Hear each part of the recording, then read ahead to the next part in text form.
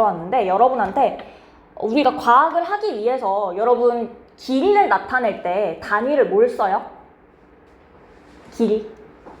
센티미터. 센티미터 쓸 수도 있고 또 미터 쓸 수도 있고 또 킬로미터 쓸 수도 있고 맞아. 그런 것들 있지. 그런 것들에 대해서 이야기를 먼저 할 거야. 과학을 하려면 우리가 얘 길이도 재야 되고 예를 들어서 여러분 그 속력을 구할 때 어떻게 구해요? 속력? 시간분의 거리로 구하고 있지. 그럼 그 시간이라는 걸 우리가 수치로 나타냈을 거고 그 수치에 대해서 정확한 단위를 줬을 거예요. 그만큼의 시간 동안 어느 만큼의 거리를 갔는지 그 길이에 대한 단위도 정해져 있을 거고 그걸 정하는 방법도 따로 있을 거예요. 그쵸? 그리고 얘네를 이용해서 우리가 속력이라는 걸 구한단 말이지. 우리가 과학을 하기 위해서는 이렇게 주어져 있는 것들에 대해서 얘 길이도 구할 수 있어야 되고 얘 부피도 구할 수 있어야 되고요. 얘가 실제로 정말 원인지 이심률 원인지 아니면 타원형인지 이런 것도 구할 수 있어야 되고 이런 걸 우리가 어떻게 이야기를 하는지 먼저 볼 거예요. 그런데 사실 지금 요 책은 좀 간단하게 나와 있어서 처음 하시는 분들한테 되게 괜찮긴 한데 내용 좀 복잡한 책들도 있어요. 그래서 지금 만약에 이해가 안 되는 부분이 있을 수 있거든? 이해가 안 되는 부분이 있으면 여러분이 오히려 공부를 하면 할수록 이 파트는 당연해져요. 근데 여러분이 지금 아직 과학에 대해서 익숙하지 않기 때문에 어려울 수 있어요. 일단은 외우시면 돼요. 나 영어 단어 외울 때 이해하고 외우지 않았죠? 영어 단어 외우듯이 일단은 암기해 두시고 나중에 가면 그 영어 단어 되게 어려웠던 영어 단어도 어느 순간 그냥 기억이 나요. 그쵸? 그런 것처럼 될 테니까 일단은 그냥 그렇구나 암기하시고 넘어간다 생각할게요. 자, 일단 우리가 자연세계의 시간과 공간으로 나와 있는데 규모라는 단어가 이 책에 제일 처음 나오는 단어야. 규모. 자, 우리 규모라는 말을 일상생활에서 어떻게 써? 규모가 크다. 규모가 작다. 그치? 그런 식으로 사용하고 있어요. 우리 과학에서 규모라고 이야기를 할 때는 어떤 자연현상이 일어나는 크기의 범위를 규모라고 할 거야. 똑같이 크기를 이야기할 건데 어떤 자연현상이 일어나는 그 크기의 범위를 규모라고 할 거예요. 규모가 크다라는 거, 규모가 작다라는 거 우리 요걸 가지고 미시세계랑 거시세계라고 나눌 거거든. 미시세계는요 아주 작은 규모고 거시세계는 큰 규모야. 자, 미시세계 할 때 저 미자는요 여러분 사실 아시는 한자인데 미미하다 무슨 뜻이야? 미미한 거 엄청 작은 거잖아. 미미한 게 막 우리 눈에 엄청 띄고 커다랗고 이런 거야? 아니죠. 엄청 작은 거예요. 그 미자랑 같은 미자 사용해요. 아주 작은 세계라는 거야. 그 다음에 거시세계 할 때 거자는 여러분 거대하다 크다는 뜻이죠. 그 거자 사용하거든요. 그래서 미시세계는 아주 작은 거고 거시세계는 큰 규모인데 여기 지금 예시를 보시면 시간 규모는 미시세계 나노초 이하고 공간 규모에선 나노미터 이하야. 그 다음에 거시세계는 초나 분 같은 거, 공간에서는 미터나 천문 단위 같은 거 이야기를 한다 되어 있는데 요 나노초 이하, 나노미터 이하는 문제 풀 때 필요할 수 있으니까 기억하시는데 조금 우리가 이해하기 위해서는 내가 경험할 수 있는 수준이면 그건 거시세계. 내가 경험할 수 없는 것들 미시세계라고 볼게요. 내가 보는 것도 사실 본다는 경험이죠. 미시세계에 속하는 건 내 맨눈으로 볼 수 없어. 나노초라는 거 내 감각으로 느끼기 어려워요. 그쵸? 그런 것들 아주 작은 거 내가 느끼기 어려운 건 미시세계에 속한다. 내가 느낄 수 있는 거 초란 1초 정도는 우리 알 수 있잖아. 0.1초 정도도 사실 느낄 수 있을 거예요. 그쵸? 아니면 미터, 센티미터, 밀리미터 요 정도 우리 눈에 보여요. 밀리미터도. 그런 것들 우리가 거시세계라고 한다. 되셨을까요? 오케이. 그래서 이렇게 규모를 미시세계, 거시세계에 나눌 수 있고 미시세계의 예시로 세슘 원자의 반지름 있어요. 2.6 곱하기 10의 마이너스 10승 미터래요. 아주 작아요. 눈에 보일 리가 없죠? 미시세계에 속할 거고 세슘 원자에서 방출된 빛이 한 번 진동하는데 걸리는 시간. 자, 우리가 원자에서 방출된 빛이 있다라는 것도 처음 봤지만 빛이 일단 나온대. 그리고 그 빛 진동을 할 건데 이 한 번 진동하는데 걸리는 시간이 10의 마이너스 10승초라는 거야. 아주 짧죠? 느낄 수 없을 거예요. 요런 거 우리 미시세계에 속하고 그 다음에 거시세계에 관측 가능한 우주의 반지름 465억 광년. 커다랗죠? 아주 커다래요. 거시세계에 속할 거고 우주의 나이 138억 년. 아주 커다랗죠? 거시세계에 속한다. 어렵지 않죠? 이게 미시세계랑 거시세계의 개념이고요. 규모라는 거 이제 헷갈리지 않으시면 돼요. 옆에 미시세계와 거시세계에 대해서 예시들이 좀 더 나와 있는데 시간은 원자시계라는 게 있거든? 이 원자시계는 원자가 흡수하는 전자기파의 진동수를 측정해서 나타낸대. 근데 일단 중요한 건 이게 아니야. 수십억 분의 1초까지 나타낼 수 있대요. 어마어마하게 작아요. 미시세계죠? 미시세계를 측정한 사례고요. 그 다음에 원자힘 현미경이라는 걸로 탄소 원자를 촬영했대. 아주 작아요. 이거 미시세계를 측정한 거죠. 맞아? 그 다음에 거시세계 측정 사례는 화석이나 주변 암석에 들어있는 방사성 물질을 이용해서 화석이 생성된 시기를 알아낸다. 그 화석이 생성된 시기가 짧은 시기는 아니잖아, 그치? 그래서 요거 거시세계 측정 사례에 해당을 할 거고, 그 다음에 달 주변을 돌고 있는 탐사선에서 레이저를 쏘아서 지구랑 달까지의 거리를 측정할 거래요. 작지 않죠? 이것도 거시세계 측정 사례가 될 거예요. 됐을까요? 자, 그러면 이 미시세계 측정 사례는 일단 거시세계를 요 정도까지는 안 보더라도 거시세계는 내가 얘 길이 재는 것도 거시세계야. 내가 여기부터 저기까지 가는데 걸리는 시간 재는 것도 거시세계죠. 자, 그러면 미시세계 재는 게 먼저였을까? 거시세계 재는 게 먼저였을까? 어떤 게 먼저 발전했겠어? 거시세계를 먼저 봤을 거야. 맞아요? 미시세계를 보게 된 건 우리 과학이 발전하면서 그 과학을 이용해서 보게 됐을 거예요. 맞아요? 그래서 길이와 시간의 현대적 측정이라고 되어 있어요. 현대적 측정이라는 말은 과거랑 달라졌다는 거야. 맞을까요?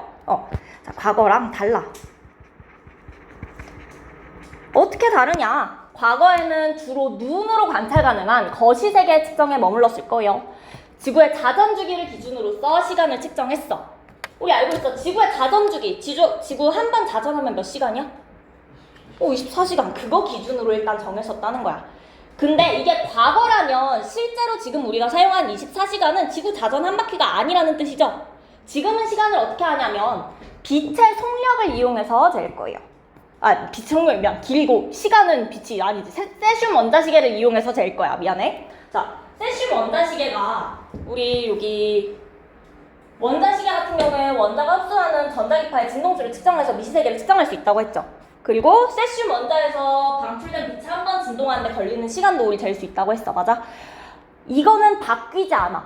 바뀌지 않는 정밀한 값이란 말이에요. 정밀한 값이니까 이 정밀한 값을 이용해서 시간을 잰다라는 건데, 자, 세슘 원자시계를 이용해서 정밀한 시간을 잴 건데 1초에 91억 9263만 1770번 진동한대요.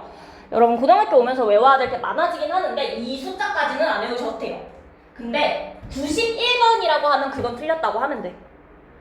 뭐 한 1억 번도 틀렸다고는 할 수 있어야 될 것 같긴 해요. 약 90억 번 정도 진동한다. 몇십억 번 정도 진동한다. 요 정도까지 개념만 기억하시면 돼요. 아주 많이 진동한다. 오케이? 어쨌든 요 세슘 원자시계 이용해서 정밀한 시간 측정할 수 있고요. 자, 그 다음에 요의 시간이고, 그 다음에 길이 측정하는 게 빛을 이용해서 측정을 할 건데 빛의 속력이 일정해. 그래서 빛이 진행한 시간을 재거나 물체에서 반사되어 돌아오는 두 빛을 비교해서 우리가 길이를 측정할 수 있다 되어 있고요. 실제로 우리가 그 길이를 쓸 때도 이 빛을 이용을 할 거고, 그 다음에 GPS 이용해서도 측정할 수 있어요. 그쵸? GPS 같은 경우에 넓은 영역도 볼 수 있고요. 아니면 짧게 이동해도 몇 미터 이동한 거, 요것도 GPS 시스템으로 확인할 수 있어요. 그쵸? 오케이. 자, 요게 현대적 측정 방법들이야. 측정 방법들이 아무리 봐도 1800년대에 하긴 어려웠을 것 같아요. 지금 과학이 발전하고 할 수 있단 말이야. 그래서 측정 기술 발달에 의의 보시면 눈에 보이지 않는 바이러스를 발견했다. 바이러스는요, 세포보다 훨씬 작아요. 우리 세포도 사실 눈에 잘 안 보이지. 눈에 보이는 세포는 드문데 그것보다도 더 작은 바이러스를 발견할 수 있게 된 거야. 측정 기술이 발달한 거야. 작은 걸 볼 수 있게 된 거야, 미시세계를. 그 다음에 외부 은하를 이해하는 거. 우리 외부 은하까지 보는 건 사실 물론 거시세계는 요것도 거시세계지만 사실 우주 반지름 재려면 1800년대는 어려웠을 거예요. 그쵸? 과학기술이 발전하면서 조금 더 큰 규모까지도 이해할 수 있게 됐어요. 우리가 자연을 이해하는, 이 과학을 이해하는 범위가 확대된 거죠. 자, 그 다음에 반도체 공정, 의료진단, 우주탐사 전부 다 최신 기술들이죠. 이런 것들에도 정밀 측정 기술이 활용되면서 과학기술 발전에 영향 미치고 있을 것이다. 됐을까요?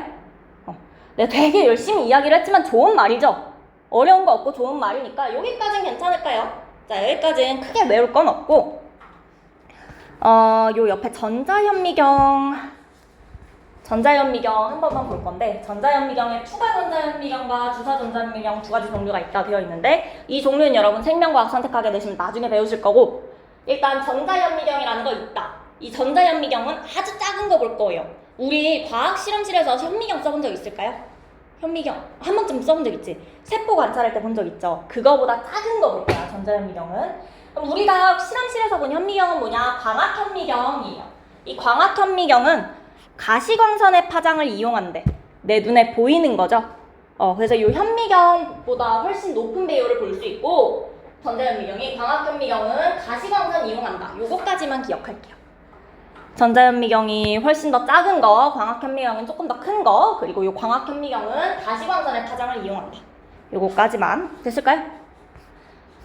자, 그 다음에 밑에 이제 기분량과 단위 나오는데 요거는 여러분 이제 이 책에서 처음으로 외워야 할 게 나왔어요. 자, 우리 물리량이라는 단어가 나왔고 시간이나 온도, 거리나 질량과 같이 측정해서 대상을 숫자로 나타낼 수 있는 양을 우리가 물리량이라고 한대. 측정해서 대상을 숫자로 나타낼 수 있을 때 우리가 물리량이라고 할 거예요.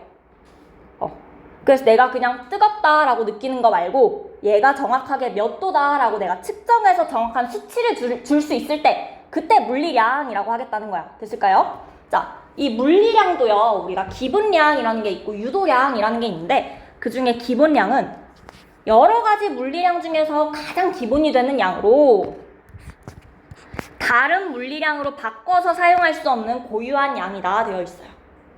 자, 일단 저게 기본량의 정의야. 가장 기본이 되는 거고 다른 물리량으로 바꿔서 사용할 수 없어요. 일단 이게 기본적인 정의고 이렇게 7가지 있어요. 길이, 시간, 온도, 질량, 전류, 물질량, 광도. 이거는 외우셔야 돼요. 뭐뭐 있는지. 오케이? 이거는 여러분 외워주셔야 돼요.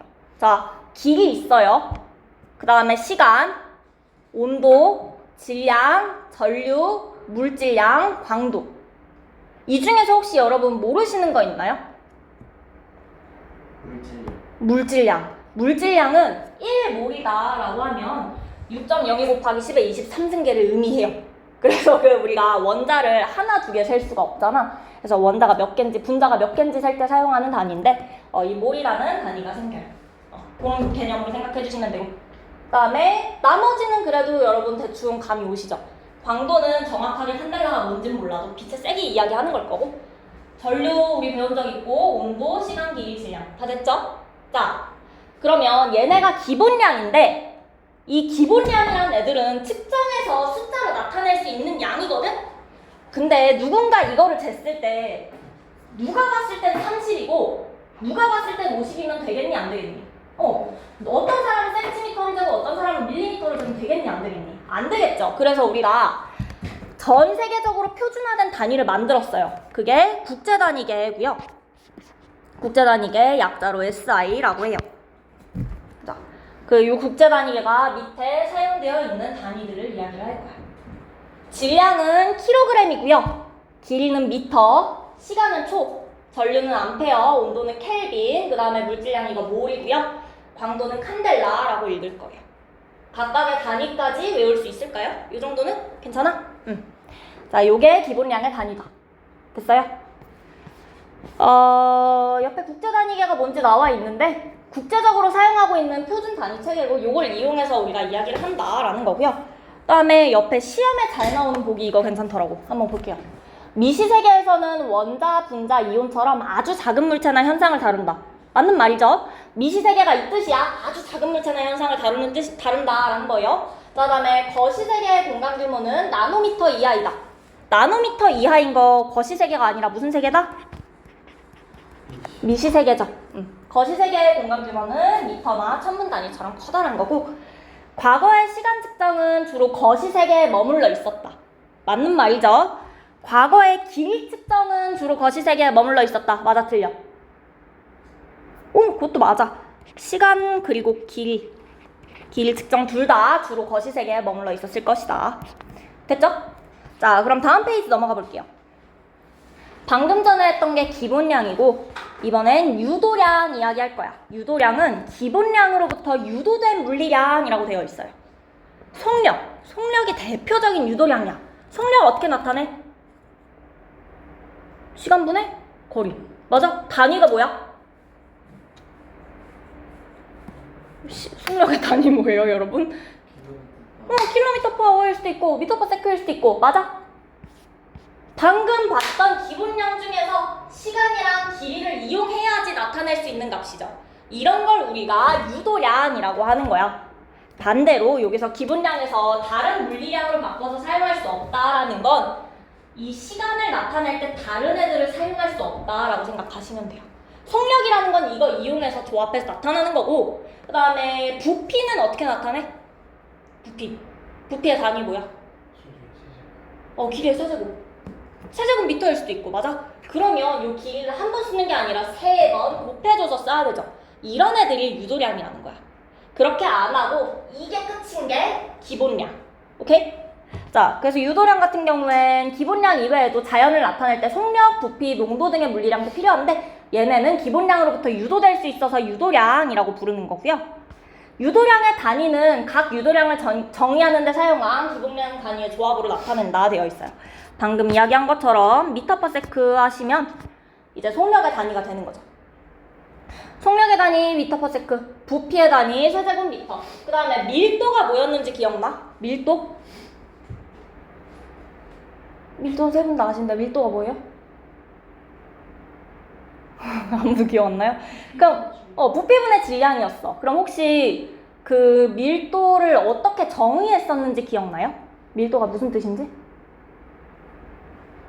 오케이. 자, 단위 부피당 질량이라고 하거든요. 단위 부피당 질량의 요 단위 부피가 분모에 오는 거고요. 질량이 분자에 오는 거예요. 자, 그래서 부피분의 질량 요렇게 나타낼 수 있더라. 오케이? 그래서 얘네 전부 다 유도량이다. 됐죠?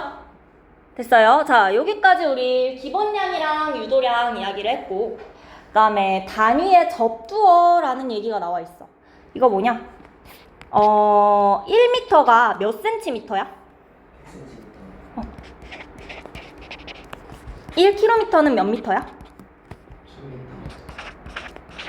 그러면 1kg은 몇 g이야? 그러면 이거 말고 밀리미터로 나타내면 1000ml죠? 맞아? 그러면 1g은 몇 밀리그램일까? 1000. 왜 그렇게 생각했어?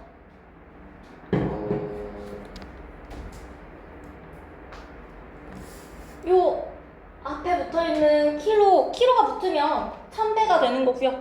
맞아요? 밀리가 붙으면 1000분의 1배가 되는 거고요. 맞아요?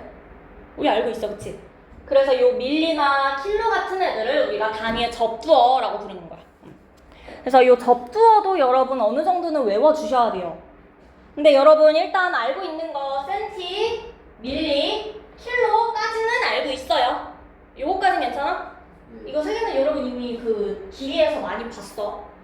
그 다음으로 밀리보다 작은 거 마이크로. 그 다음에 미시 세계에서 공간 규모랑 시간 규모를 어떻게 나타냈었지? 나노 얘기했었죠. 그 나노가 요거 이야기하는 거예요. 10의 마이너스 9승. 그래서 나노, 그 다음 그거보다 더 작은 걸 피코라고 할 거고요. 그 다음에 요거는 남학생들은 그래도 좀 더 잘 알아요. 이거 그 메모리. 킬로바이트, 메가바이트, 기가바이트, 테라바이트까지 들어보신 적 있죠? 얘네가 점점 큰 건 거 알고 있어요. 괜찮아요? 그래서 작아지는 거, 커지는 거 있는데 아래쪽 말고 위쪽 먼저 보시면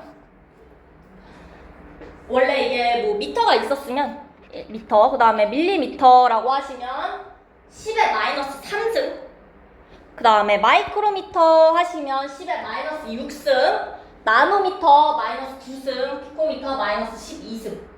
3의 배수죠? 매치시킬 수 있죠? 자, 그 다음에 킬로 다음에 메가 다음에 기가 다음에 테라인 것까지는 여러분 알고 있을 거예요. 괜찮죠? 자, 그러면 킬로는 10의 3승, 메가는 10의 6승, 기가는 10의 9승, 테라는 10의 12승. 얘네도 3의 배수죠? 외울 수 있겠죠? 괜찮아? 요 위에 것들 여러분 최대한 외워주시면 좋고, 밑에 것도 할 수 있으면 좋긴 한데 센티 같은 경우에는 10의 마이너스 2승, 1m는 100cm니까 됐죠? 그 다음에 데시라고 해요. 이 대시는 10의 마이너스 1승. 그러면 1m는 몇 데시미터일까? 10. 단위 무슨 말인지 알겠어? 그 다음에 데카라는 단위 있고요. 이건 10의 1승. 헥토라는 단위 10의 2승이 있어요. 얘는 사실 그 사용이 얘네에 비해서 좀 적긴 하니까 우선은 요거 먼저 외워주시고 그 다음에 나 아직 머릿속에 공간 좀 있다. 좀 더 외울 시간이 있다. 그때 이것도 한번 봐주시면 될 것 같아요. 됐을까요? 그래도 위에 거는 외워두세요. 자, 요거를 우리가 단위의 접두어라고 한다. 이걸 왜 쓴다? 왜 써? 1000m라고 하는 것보다 1km가 쉬워서 쓰는 거예요. 맞아요? 그래서 이들의 크기를 쉽게 나타내기 위해서 아주 크거나 아주 작거나 할 때 크기 쉽게 나타내려고 쓴다. 됐죠? 됐을까요? 자, 그러면 옆에 유도량의 단위는 여러분 알고 있을 거라고 생각하면 좋겠는데 아니야, 이거는 일단 여러분 공부를 하고 와야지 알 것 같으니까 넘어가고요. 그 다음에 정확한 길이 측정을 위한 노력 한 번만 읽어보면 18세기 말에 옛날 옛적인데 지구의 북극에서 적도까지 길이의 1000만분의 1을 1m라고 했대. 자, 1m라고 열심히 정리를 하고 이 길이 가지고 자를 하나 만들었어. 그 자를 우리가 원기라고 해요. 자, 근데 이 원기를 만들었다고, 내가 실제로 여기다가 만들어놨다고 아무리 내가 잘 보관을 해도 손상이 되겠죠. 손상이 됐을 거야. 실제로 손상이 됐고요. 이에 따라서 우리가 안 변하는 거, 우리가 시간이 지났다고 미터가 바뀌면 되겠니 안 되겠니? 안 되겠죠. 그래서 안 변하는 기준이 필요했던 거고, 그래서 빛이 진공에서 이 얼마야? 1, 10, 100, 1000, 만, 10만, 100만, 1000만, 1억 2억 9,979만 2,458분의 1초 동안 이동한 거리를 1m라고 정의를 했대요. 자, 이거는 외울 필요 없어요. 10분의 1초가 아닌 것만 아시면 돼요. 한 3억 정도? 요 정도만 생각해 주시고 이 빛을 이용한다 정도 기억해 주시면 될 것 같아요. 됐을까요? 자, 여기까지 혹시 어려운 거 있어요? 자, 그럼 우리 첫 번째 이야기가 끝이 났고 그 다음으로 측정에 대해서 이야기를 할 거야. 우리 이런 거 왜 만들었어? 이거 길이 얼마인지 알려고. 제가 한 바퀴 돌아가는데 걸리는 시간이 얼마인지 알려고. 맞아? 내가 집까지 걸어가는데 걸린 평균 속력이 얼마인지 알려고. 알아보려고 그걸 숫자로 나타내기 위해서 우리가 이걸 다 정의를 했단 말이야. 그럼 이제 실제로 재야겠죠. 측정을 해야 된단 말이야. 그래서 우리가 측정과 어림에 대해서 이야기를 할 건데 측정, 어림. 측정은 무슨 뜻이겠어? 직접 재는 거. 자가지고 직접 재는 걸 측정이라고 해요. 어림은 뭐겠어? 대충 때려 맞추는 거. 맞아요. 자, 그런데 사실 측정은 정확해요. 근데 어림은 조금 다른데 측정이라고 하시면 어떤 대상의 물리량을 기준이 되는 양이랑 비교해서 수치와 단위로 나타내는 것으로 물체의 질량, 길이, 부피 등 어떠한 양을 재는 활동이다. 많이 긴데 어떠한 양을 내가 직접 재는 거야. 오케이? 그래서 이 양을 측정할 때 적절한 측정 단위 쓰셔야 되고 적절한 측정 도구를 사용해서 어떤 양을 재는 거예요. 적절한 측정 단위를 써라 라는 건 얘 길이 재는데 단위를 킬로미터 쓰지 말라. 요걸로 생각하시면 되는 거예요. 그 다음에 측정 도구를 사용해라 라는 건 이거 쓰는데 15cm 자 사용하지 말아라 라고 생각하시면 돼요. 됐죠? 자, 이게 측정인데 이건 괜찮아. 근데 어림하면 그냥 때려 맞추는 걸로 생각하기가 쉬워. 이거 몇 cm 정도 될 것 같아? 50cm. 50cm? 80cm? 이게 우리가 착각하고 있는 어림이에요. 어림을 하려면 실제로는 측정 도구는 없지만 현재 알고 있는 정보를 이용해서 그래서 논리적으로 추론해야 되는 거야. 뭐 예를 들어서 30cm 자가 있는데 30cm 자가 뭐 요 정도 길래. 그러면 이제 얘가 한 50, 45? 요 정도 되겠다라고 생각할 수 있겠죠. 아니면 너무 작아. 우리 자가 1cm 단위로 나와 있는 자가 있다고 해볼게. 근데 걔가 한 5mm 정도 되는 것 같아. 그러면 이 상황에선 어림이 되는 거겠죠. 내가 정확하게 밀리미터 단위까지 없어도 이건 한 1cm의 절반 정도 되네? 한 5mm 정도 될 것 같아요. 이게 어림이라는 거야. 오케이? 자, 그래서 어림하면 그냥 때려 맞추는 거 아니고 측정 도구 없이 내가 알고 있는 정보 이용하고요. 내가 논리적으로 추론해야 돼요. 30cm자에 이만한데 20cm 같아요 하고 있는 거 아니에요. 논리적으로 추론할 거야. 그래서 근사값을 얻는 건데 그럼 이 어림을 왜 하냐? 방금 이야기했듯이 내 자가 1cm밖에 나타나지 못하는데 이거보다 작아. 맞아? 작아. 그러면 나는 센티미터 말고 밀리미터까지 나와 있는 거 갖다가 사용을 해야겠죠. 어떤 측정 도구 쓸지 내가 파악할 수 있잖아. 맞아? 그 다음에 얘랑 얘랑 있을 때 얘가 1cm보다 작고 얘가 1cm보다 크다 가지고 뭔가 내가 실험 값이 달라질 수 있어요. 어떻게 실험을 세팅해야 되는지가 달라질 수 있어요. 맞아? 실험 세팅하기 위해서. 그래서 우리가 적절한 단위랑 도구를 사용한 그 밑에 어림을 통해서 대략의 결과를 예상할 수 있어. 그치? 그 다음에 실험 장치나 과정을 알맞게 설계할 수 있다라는 거야. 내가 이걸 정확하게 재야되면 어떤 측정 도구 사용해야 되는지 파악해 볼 수 있고, 내가 작은 데서랑 큰 데서 실험 세팅이 달라진다면 어떤 세팅을 사용해야 되는지 생각해 볼 수 있다라는 거죠. 그쵸? 자, 그 다음에 위쪽에는 적절한 단위의 도구를 사용한 측정 경험이 많을수록 더 정확하게 어림할 수 있다 되어 있는데, 내가 15cm 자만 계속 보고 있었으면 얘가 얼마인지 보기 더 힘들 건데 내가 30cm 자를 맨날 들고 다녀. 맨날 들고 다니다가 오늘만 없어. 아니면 뭐 30cm 자를 내가 들고 있을 수도 있고, 그때는 얘가 얼마인지 조금 더 잘 알 수 있을 거예요. 그쵸? 경험이 많을수록 더 정확하게 어림할 수 있다. 자, 여기까지 됐을까요? 요게 측정과 어림에 대한 거고, 그 중에서 어쨌거나 우리한테 중요한 건 측정인데, 측정을 할 때 자, 측정 표준이라는 걸 사용해야 돼요. 측정 표준이라는 건 어떤 양을 측정할 때 변하지 않는 하나의 기준으로 정확하게 측정할 거라는 거야. 말했듯이 이거 재는데 누구는 밀리미터 단위로 이야기하고 누구는 센티미터 단위로 이야기하면 안 된다는 거예요. 나는 150짜리 책상 하나 주세요. 가로가 150인 책상 주세요 라고 했을 때 나는 센티미터로 이야기를 했던 거야. 근데 제작하는 데서 밀리미터로 제작해서 미니 책상을 줬어. 돼? 안 돼? 안 되죠. 그래서 측정 표준을 사용해야 된다라는 거야. 하나의 기준으로 측정해야 되고 정해진 단위를 일관되게 사용해야 된다라는 거예요. 오케이? 그래서 측정 표준 안 지키면 사람마다 달라질 수 있고 문제 될 수 있다라는 거 예상하기 쉬운 예시고, 자, 측정 표준이 활용된 사례를 보시면 온도는 우리 실제로 일상생활에서는 온도 못 써요. 섭씨 써요. 섭씨. 자, 그래서 요 도 사용을 할 건데 방금 전에 봤던 SI를 이용하면 온도는 뭘로 나타낸다 그랬어? 어떤 단위? 켈빈 사용한다 그랬죠. 자, 그러면 이 측정 표준이 국제표준 단위계를 사용해야 되나요? 국제 단위계 사용 안 해도 괜찮아요. SI 아니어도 괜찮아. 왜 틀리나 싶은데 가끔 질문 들어와요. 여기다가 켈빈 써서 틀리는 애도 있거든? 우리 실제로 일상생활에서 섭씨 사용해서 측정 표준 사용할 수 있어요. 괜찮아요. 됐죠? 자, 그 다음에 미세먼지의 농도 이렇게 나타내는데 지금 어떻게 나타낸 거야? 얘는 무슨 단위야? 세제곱미터니까 부피. 얘는 마이크로그램. 질량이죠. 그램이니까 질량이야.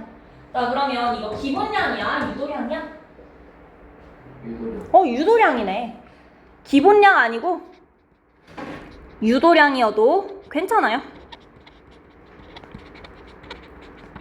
모두에 대해서 우리 측정 표준 사용해줘야 돼. 됐지? 그 다음에 이 데시벨이라는 건 사실 섭씨도 그렇긴 한데 우리가 방금 전에 배웠던 그 기본량들이 요 단위 자체에 나타나 있지는 않죠. 괜찮아요. 새로운 단위 만들어서 사용할 수 있어요. 오케이? 그래서 우리가 실제로 사용하고 있는 사례들 생각해 주시면 돼요. 오케이? 자, 요게 측정 표준이 활용되는 사례다. 여기까지 괜찮을까요? 자, 그러면 옆쪽에 과학은 암기다 해서 나와 있어요. 내가 아주 좋아하는 말이야. 제발 암기하셔야 돼요. 암기하셔야 돼요. 과학은 암기예요. 일단 외우고 나서 모르겠다고 해야 돼요. 자, 물리량 하면 무슨 뜻이다? 물리량이 무슨 뜻이다? 특정한 이상한 숫자가 나타낼 수 있는. 맞아요. 내가 정확하게 숫자로 나타낼 수 있는 양들을 우리가 물리량이라고 할 거야. 됐죠? 자, 그 다음에 그 중에서 기본량이랑 유도량은 무슨 뜻이야?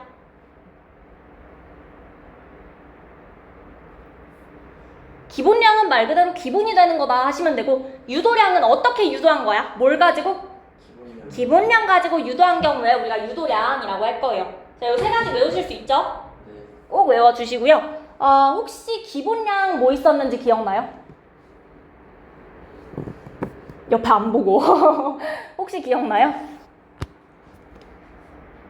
아무거나 던져봐봐. 뭐라도 맞겠지.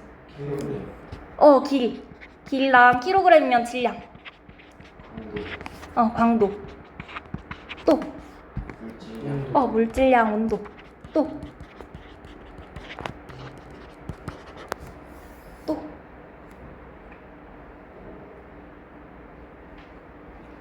시간. 시간. 그리고 또 우리 일상생활에서 엄청 많이 쓰는 거.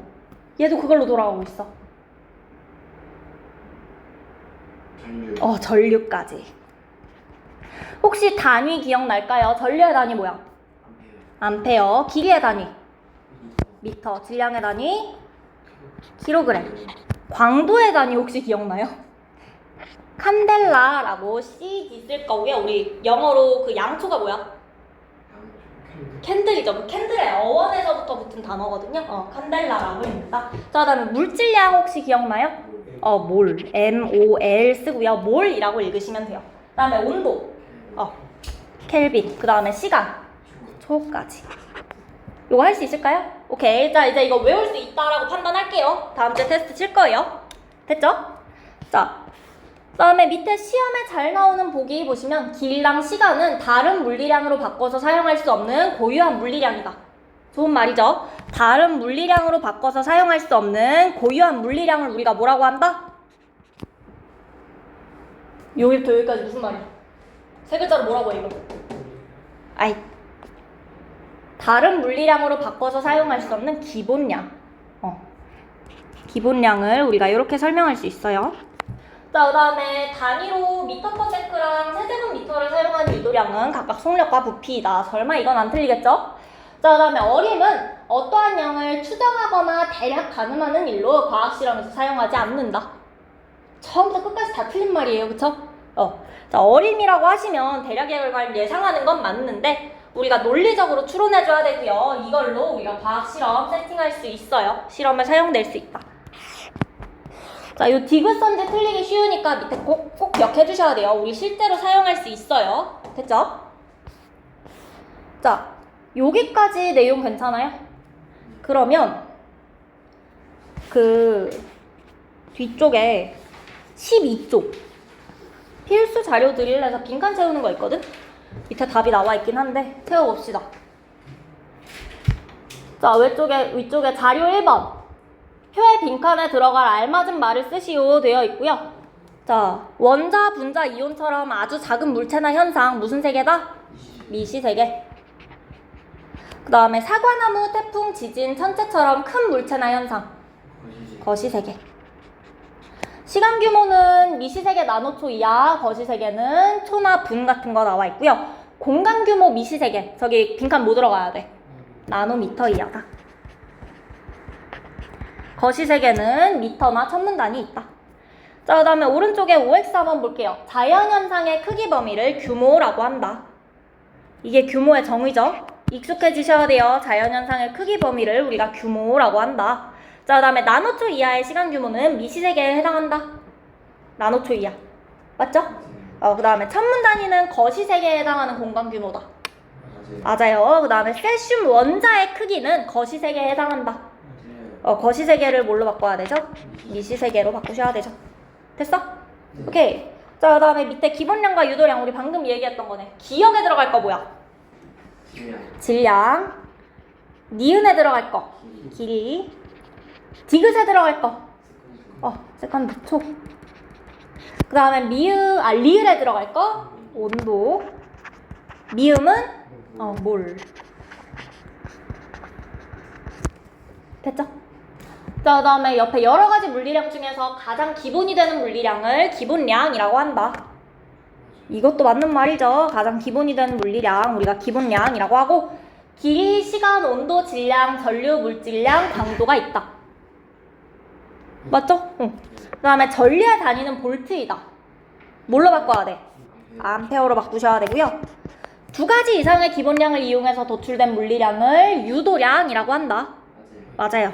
속력은 길이와 시간을 조합해서 나타낸 유도량으로 단위는 미터 퍼 세크 제곱을 사용한다. 어떻게 고치셔야 되죠? 미터 퍼 세크로 결정하셔야 되고. 자, 여기까지 괜찮아요? 됐어? 그러면 다시 앞으로 돌아가서 여기 이제 10조. 내용 어렵지 않죠? 괜찮지? 응. 자, 자연의 변화 측정과 현대 문명에서 이야기를 또 새로운 이야기를 하고 있어. 자, 일단 신호랑 정보라는 단어가 나왔는데 우리 신호가 무슨 뜻이야? 신호랑 정보가 무슨 뜻이야? 그냥 일상생활에서 사용할 때?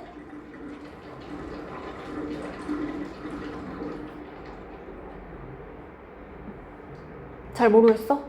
뭐 어떻게 잘 쓰는 것 같긴 한데, 그치? 내가 박수 한 번 치면 박수 한 번 치면 어떻게 해라, 두 번 치면 어떻게 해라. 이러면 내가 박수 한 번 치는 거, 두 번 치는 거 이런 거 우리 신호라고 사용하기도 하고, 정보하면 뭐 책에 쓰여 있는 내용들 이런 거 하기도 하고, 그쵸? 자, 근데 우리 이 통합과학에서 신호랑 정보에 대해서 과학적으로 지금 정의를 할 건데, 신호라고 하시면 인간을 둘러싼 자연의 변화가 전달되는 것. 이렇게 나타낼 거예요. 자연의 변화가 전달되는 것으로 지진파, 빛, 소리, 힘, 압력, 온도 같은 거 있다. 오케이? 요걸 우리가 신호라고 정의해 줄 거고, 정보라고 하면 요 자연의 신호를 측정하고 분석해서 우리한테 의미 있는 형태로 만든 거. 이거를 분석해서 의미 있는 형태로 만들어 놨을 때 우리가 정보라고 한다는 거예요. 오케이? 응. 자, 신호랑 정보의 정의를 이렇게 주어줄 거니까 요거 정리해 주시고, 그러면 우리가 요 신호랑 정보를 실제로 어떻게 사용하고 있냐에 대해서 밑에 이야기를 할 건데, 일단 신호를 두 가지로 먼저 나눌 거야. 아날로그 신호랑 디지털 신호. 알고 있어요. 아날로그 뭐 있어? 아날로그 무슨 뜻이야? 좀 옛날 거 알고 있죠? 좀 불편한 거, 하나하나 해야 되는 거. 디지털은 요즘 거 기계 가지고 할 수 있는 거, 그쵸? 우리 그렇게 생각하고 있는데, 아날로그 신호 하시면 물리량이 연속적으로 변하는 신호를 우리가 아날로그 신호라고 할 거야. 그럼 디지털 신호는 뭐겠어? 불연속적인 신호를 우리가 디지털 신호라고 할 거예요. 오케이? 자, 그래서 아날로그 신호 같은 경우에 연속적으로 변할 거고, 소리나 빛, 지진파, 온도 변화 같은 거 우리 하나하나 생각해보면 내가 지금 내는 소리가 다 끊겨? 아니야, 연속되어 있어요. 빛이, 태양에서 오는 빛이 막 끊겨? 연속되어 있어요. 지진파, 지진이 막 이렇게 끊겨서 와요? 아니에요. 지진파 계속해서 연속해서 올 거고, 온도 변화가 36도 다음에 35도 되고 그 다음에 34도 돼요? 아니죠. 이렇게 연속되어 있는 애들 우리가 아날로그 신호라고 할 거고요. 그러면 실제로 자연에서 오는 대부분의 신호들은 아날로그 신호에 해당을 할 거야. 맞아? 자연계에서 일어나는 대부분의 신호, 아날로그 신호에 속한다. 자, 근데 디지털 신호는 불연속적인데 모스부호 여러분 혹시 아세요? SOS 모스부호로 어떻게 나타내는지 알아? 몰라? 그럼 그것만 알면 짧게 3번, 그 다음에 길게 3번, 그 다음에 짧게 3번. 그래서 SOS는 모스부호로 우리가 딱딱이라고 급하게 칠 수 있죠. 그래서 우리가 SOS라는 게 나온 거거든. 그런 거. 그러면 얘는 치는 거, 긴 거, 그리고 멈춰있는 거, 이거밖에 없지. 불연속적이네요. 디지털 신호 맞네요. 그쵸? 자, 그 다음에 실제 우리 사용하는 디지털들은 이진법 이용하는 거 혹시 알고 있어요? 그래서 0과 1의 이진수로 표시되는 신호들 우리가 디지털 신호라고 우리 현실에서 많이 쓰는 거 요거죠. 그치? 그 다음에 시계에서 숫자로 시각을 표시한 거, 그 시간 같은 경우에도 우리 딱딱 떨어지죠. 1분 다음엔 2분이야. 맞지? 그래서 이런 거는 디지털 신호에 해당을 한다. 자, 여기까지 괜찮을까요? 그러면 디지털 변환에 대해서 이야기를 하고 있는데 이건 뭐냐? 내가 받은 건 아날로그 신호야. 내가 지금 소리를 낸 건 아날로그 신호예요. 그쵸? 나 지금 디지털 신호를 낸 게 아니야. 아날로그로 내가 소리를 내고 있는데 내가 이걸 다 녹화를 해서 여러분 드릴 거거든요. 그럼 거기에서 나오는 내 소리는 아날로그야, 디지털이야? 디지털로 변환되어 있어요. 디지털로 변환할 거라는 거야. 지금 내 태블릿에 있는 이 센서가 내 소리를 아날로그 신호를 인지한 다음에 디지털로 바꿀 거란 거예요. 맞아? 그걸 우리가 디지털 변환이라고 할 거고, 이 변환할 때 아날로그 신호를 인식해서 전기 신호 혹은 디지털 신호로 변환해주는 장치를 우리가 센서라고 해. 지금 여기는 아날로그 신호를 감지해서 전기 신호로 변환한다 되어 있는데 가끔 책에 따라서 디지털 신호로 변환한다 라고 하기도 해요. 어쨌든 이게 센서라는 거고, 그래서 내가 아날로그 신호를 센서가 바꿨어. 디지털 신호로. 어떻게 달라? 뚝뚝 끊겨. 맞아? 뚝뚝 끊기네. 그러면 정보가 온전하게 전달된 거야? 좀 바뀌었죠? 왜곡이 있을 수 있고요. 손실이 있을 수 있어요. 맞아요? 그게 디지털 변환의 단점이야. 정보 왜곡될 수 있고요. 일부 잃을 수 있다. 손실될 수 있다.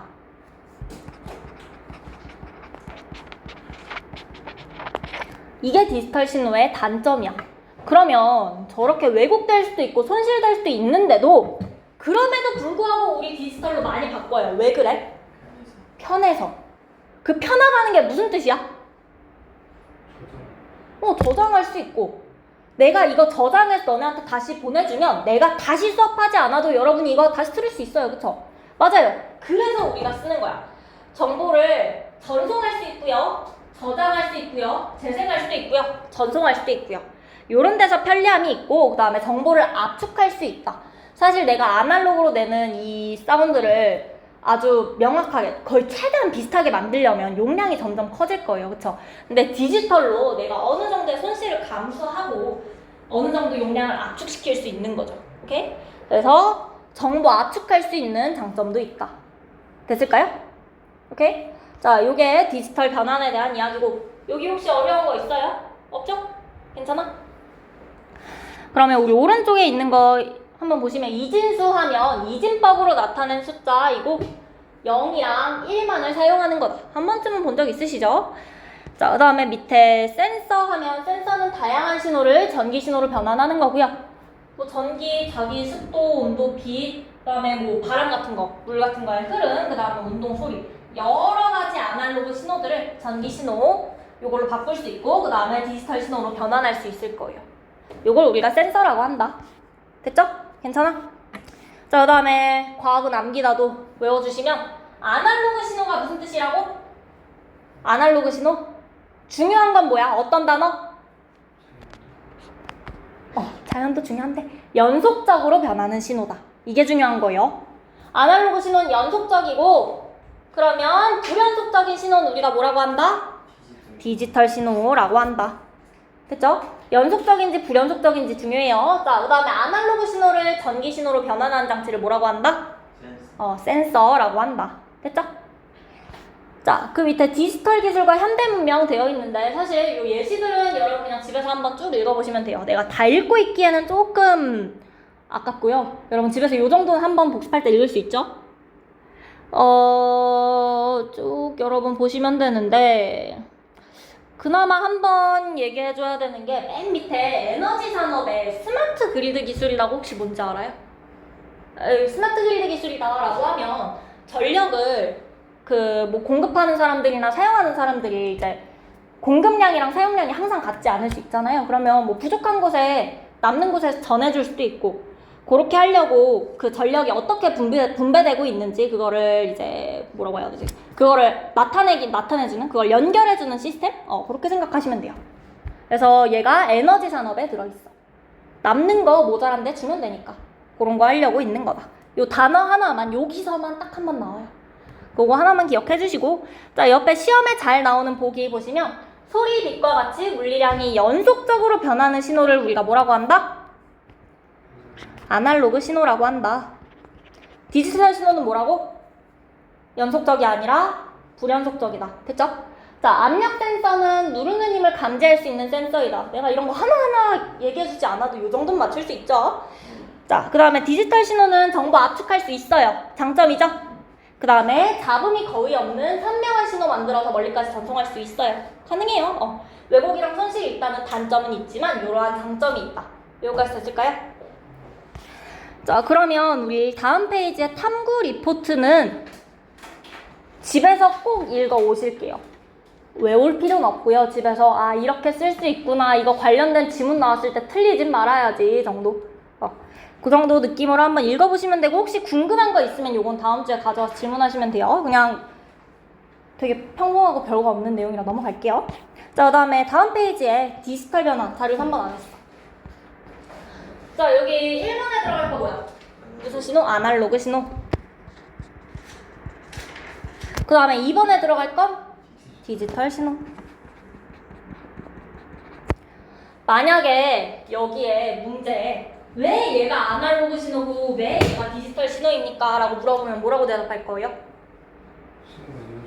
그렇지. 얘는 연속적이고 얘는 지금 불연속적으로 끊겨있기 때문이다 라고 생각하시면 돼요. 됐죠?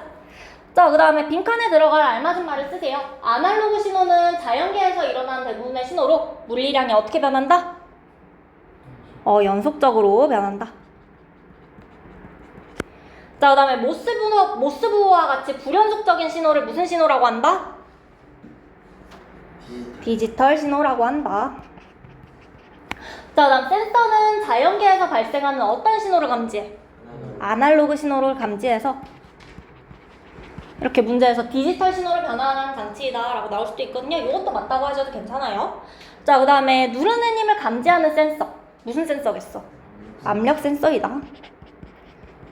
이 정도는 여러분의 상식 수준에서 맞추시면 되고, 그 다음에 어떤 신호를 이용하면 정보 압축할 수 있고 선명한 신호 만들어서 전송할 수 있어요? 어떤 신호?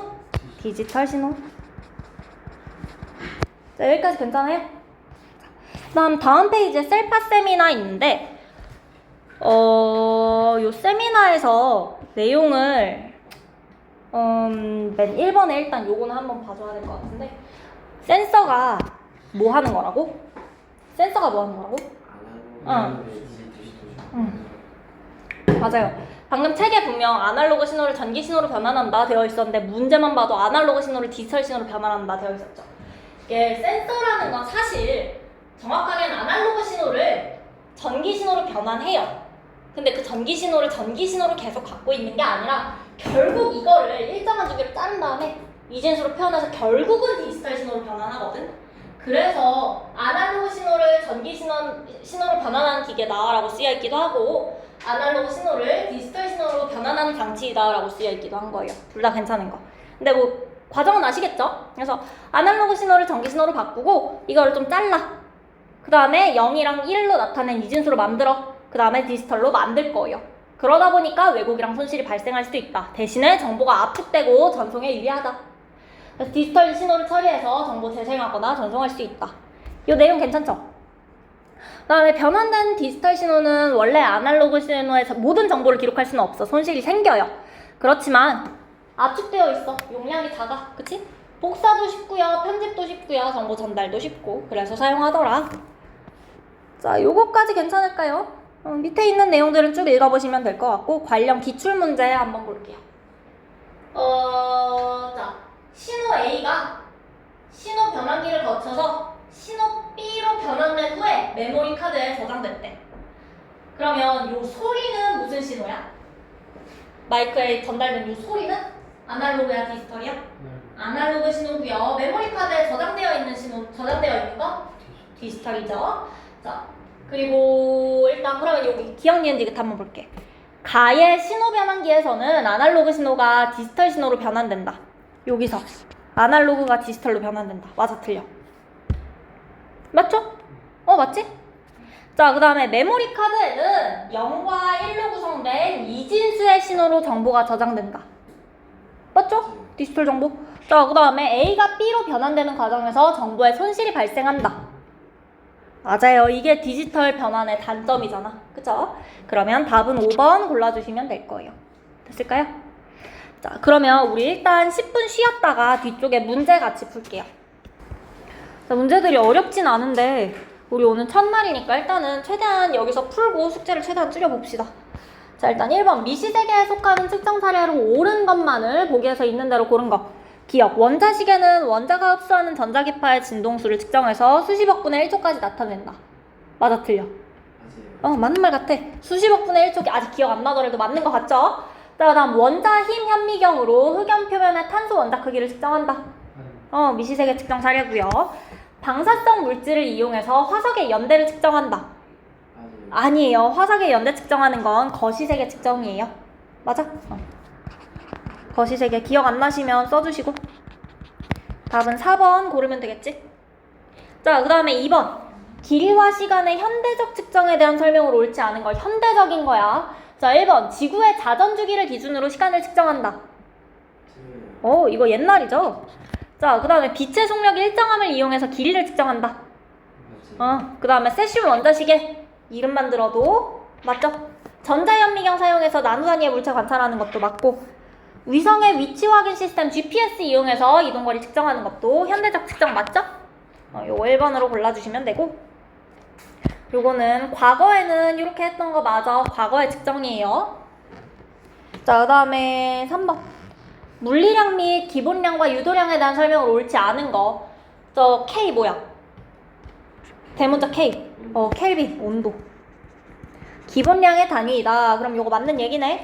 자, 길이의 단위는 미터이다. 맞아요. 속력, 부피 등의 물리량을 기본량이라고 한다. 오, 기본량? 이게 유도량이죠. 왜? 속력의 단위 뭐야? 미터 퍼 세크. 부피의 단위 세제곱미터. 할 수 있죠? 자, 그 다음에 유도량의 단위는 기본량 단위의 조합으로 나타낸다. 외우셔야 돼요. 맞는 거죠? 미터 퍼 세크 같은 거 기본량. 시간이랑 길이. 맞죠? 자, 그 다음 물리량은 시간이나 온도 등을 측정해서 대상을 숫자로 나타낼 수 있는 양이다. 이걸 우리가 물리량이라고 한다. 됐죠? 3번이고요. 그 다음에 4번 문제. 측정과 어림, 측정 표준에 대한 설명으로 옳은 거. 측정 경험이 많을수록 정확하게 어림할 수 있다. 맞아요. 그 다음 측정 표준이랑 고정된 단위를 사용하지 않고 유동적으로 측정하는 것을 뜻한다.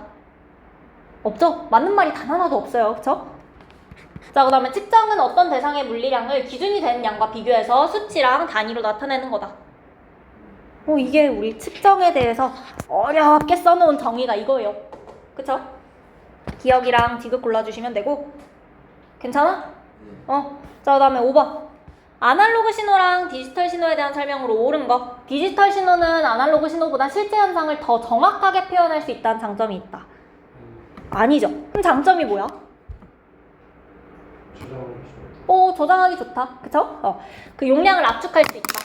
자, 그 다음에 아날로그 신호는 소리, 지진파 등 자연계에서 일어난 대부분의 신호로 물리량이 연속적으로 변한다. 걸리는 거 있어요? 없죠? 좋은 말이네. 맞는 말이고요. 아날로그 신호와 디지털 신호 중 신호를 저장하거나 재생, 전송하는 데 편리한 것은 디지털 신호이다. 걸리는 거 하나도 없네. 4번. 괜찮아요? 자, 요게 기본적인 문제들이고, 그 다음에 내신 실전 문제도 풉시다. 1번. 학생 ABC가 자연세계의 시간과 공간에 대해서 대화하는 모습을 나타낸 것이다. 옳은 내용을 제시한 학생만을 있는 대로 고른 것. 자, A는 어떤 자연현상의 크기 범위를 규모라고 한다. 맞아, 틀려? 맞아요. 자, 그 다음에 달 주변을 도는 탐사선에서 레이저를 쏘아서 지구와 달까지의 거리를 측정하는 것은 미시세계에 속하는 측정 방법이다. 어떻게 바꾸셔야 되죠? 거시세계. 인공위성이 보낸 신호를 이용해서 정확한 위치를 계산할 수 있다. 맞아요. A랑 C 골라주시면 될 거고. 자, 그 다음에 2번. 길이와 시간의 현대적 측정 방법에 대한 설명으로 옳은 것. 위성의 위치 확인 시스템은 미세한 이동거리도 측정할 수 있다. 그러니까 미터 단위 정도 생각해 볼게요. 1m 간 거, 2m 간 거. 그 정도로 과학 발전했죠? 할 수 있어요. 요거 미세한 이동거리가 조금 마음에 안 드는 표현이긴 한데 요 정도 단위는 맞다라고 해주시면 돼요. 자, 그 다음에 전자현미경은 가시광선 이용해서 길이를 정확하게 측정할 수 있다. 가시광선 이용하는 거 뭐였어? 광학현미경이야. 그러면 니은은 틀렸다라고 해주시면 되죠? 자, 그 다음 세슘 원자시계는 1초에 약 91억 번 진동해서 정밀한 시간 측정을 가능하게 한다. 요거 이용한다 했어요. 전자현미경은 밑에 해설 보시면 빛이 아니라 전자를 이용한다. 요 정도까지만 기억할게요. 말 그대로. 자, 그 다음에 옆에 이제 3번 문제 볼게요. 올림픽에서 육상 경기를 하고 있는 선수의 운동을 나타낸 거고, 200m 육상 경기를 하고 있는 선수의 속력이 10 디귿에 들어갈 건 뭘 것 같아? 미터 퍼 세크이다. 자, 그러면 보기 보시면 기억은 유도량의 단위이다. 미터 유도량의 단위예요? 어떻게 바꿔야 돼? 유도량이 아니라 기본량의 단위이다. 좋아요. 그 다음에 니은은 기본량이다. 속력 기본량이야? 아니요, 유도량이죠. 미터 퍼 세크는 디귿에 들어갈 단위로 적절하다. 적절하네. 자, 2번 해주시고, 그 다음 밑에 4번. 물체의 밀도 측정할 거래. 밀도 어떻게 구한다고? 부피분의 질량이야. 이거 서술하려면 단위 부피당 질량이다 라고 해주셔야 돼요. 한번 써주세요. 단위 부피당 질량.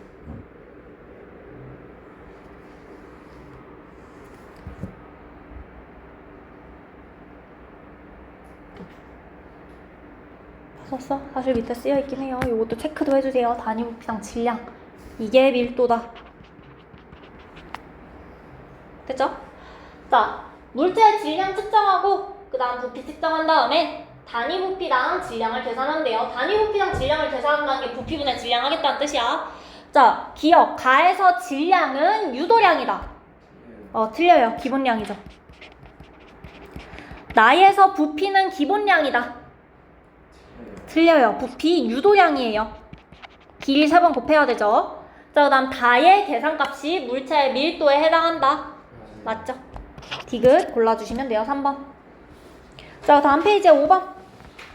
다음은 가상의 신문기사이다. 항공기의 연료량을 킬로그램 단위로 적재했어야 했는데 항공사 직원들의 실수로 파운드 단위를 사용했대요.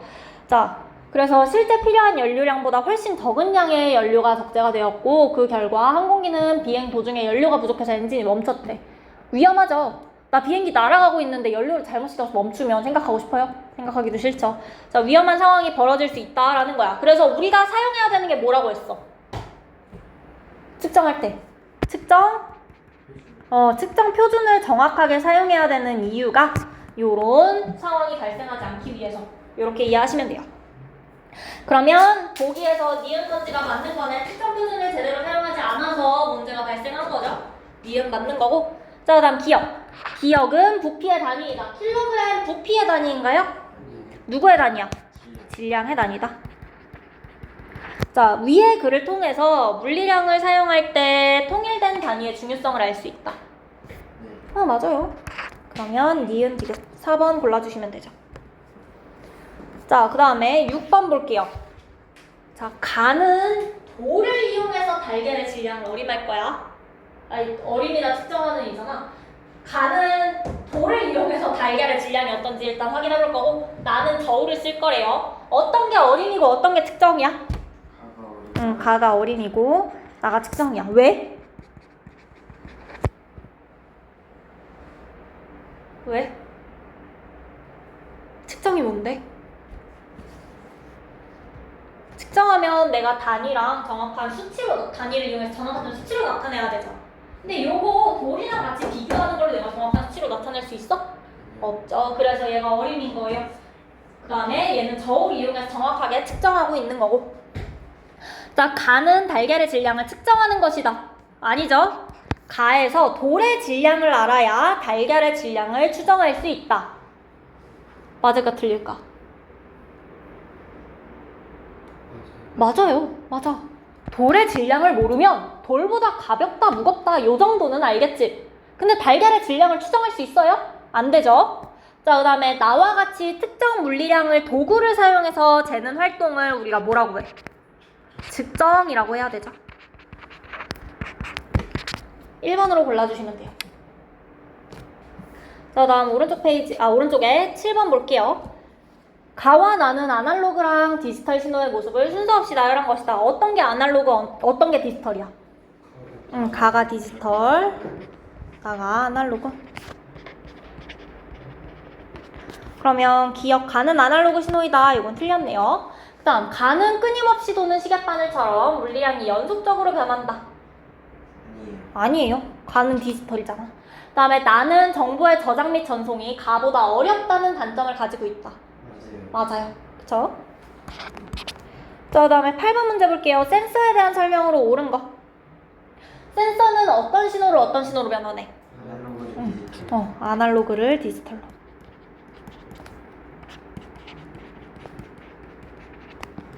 아이고. 자, 그 다음 가스 센서는 물체의 운동 변화를 감지한다? 아닐 것 같아요. 그쵸? 온도 센서는 주변의 온도 변화를 감지해서 전기 신호로 변환한다. 요거는 맞아 보이네요. 요 정도 상식선에서 니은디가 괜찮죠? 자, 그 다음 페이지에 9번 한번 볼게요. 레코드판에 저장된 정보가 메모리 카드에 저장되는 과정을 나타낸 것이다. 회전하는 레코드판에 크고 작은 홈을 지나는 바늘에 의해 발생한 연속적인 신호가 신호 변환기에서 디지털 신호로 변환되어서 메모리 카드에 저장된다. 자, 그러면 이 연속적인 신호는 뭐야? 아날로그. 요 연속적인 신호는 아날로그고 이게 디지털 신호로 변환될 거예요. 그쵸? 자, 바늘에 의해 발생한 신호는 아날로그 신호이다. 맞는 말이고 메모리 카드에는 0과 1로 구성된 이진수의 신호로 정보가 저장된다. 맞아요. 맞죠? 연속적인 신호가 신호 변환기에 의해서 디지털 신호로 변환되는 과정에서 정보의 손실이 발생한다. 맞아요. 맞죠? 5번 골라주시고 괜찮아? 자, 다음 10번 소리를 녹음했다가 녹음된 소리를 다시 재생하는 과정이래요. 자, A가 원래 소리가 있었어. 아날로그 신호네, 그쵸?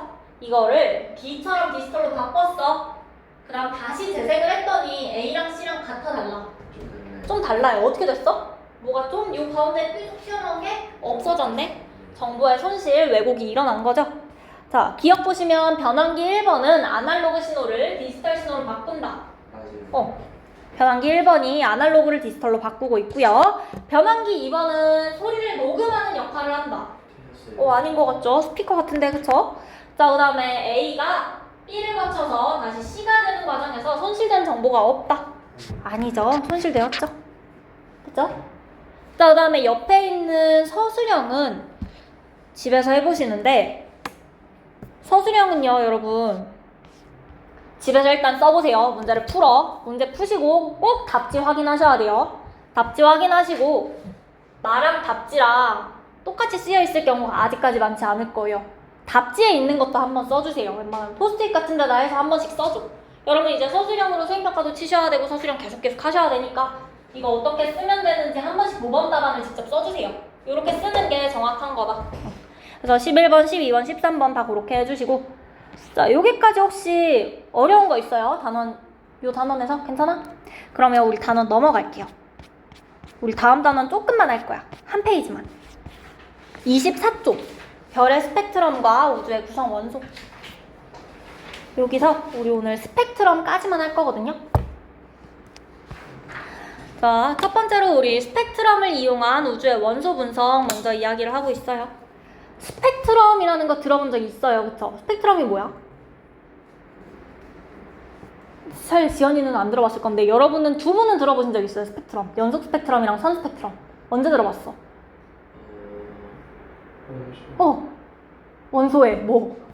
어떻게 했어, 걔를? 그거 비교하는 거. 뭘 비교했어? 선 스펙트럼을 어떻게 하고 비교했었어? 불꽃 반응 기억나요? 불꽃 반응에서 불꽃 반응 색깔 쫙 있고 그 다음에 리튬이랑 스티론튬은 둘 다 빨간색이니까 구분이 잘 안 되는데 선 스펙트럼으로 비교한다. 요거 이야기했던 거 기억나? 그 스펙트럼이 다시 나오는 건데 우리 스펙트럼 처음 보자. 스펙트럼이라고 하면 빛이 분광기를 통과하면서 파장에 따라서 나누어지는 색깔의 띠다 되어 있어. 분광기라고 하면 빛을 나눈다는 거야. 우리 실제로 눈에 들어오는 빛은 사실 백색광인데 이 백색광을 나눠요. 나눠보면 무지개처럼 빨간색 파남보 나와 있죠. 맞아? 이게 스펙트럼이라는 거야. 스펙트럼이 뭔지 정도 정의는 알아주셔야 돼요.